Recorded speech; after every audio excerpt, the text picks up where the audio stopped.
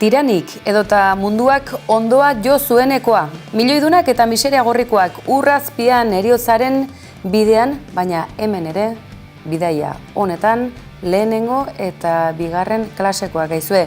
Eta errefuxiatuen nazioarteko egunaren arira gainera, ikusten duzue, ospatu bai, ospatzen dira halako egunak, baina benetan larrialdi egoeran dagoenak jasotzen dute du laguntzarik edo nolare. Aita Mari erreskate ontziak 162 pertsona erreskatatu ditu azken orduotan, eta guztira 300 izan dira azken operatibo honetan borondatez Mediterraneoko hobi komun erraldoi horretara erreskata lanetara dijoazen hiritarrak.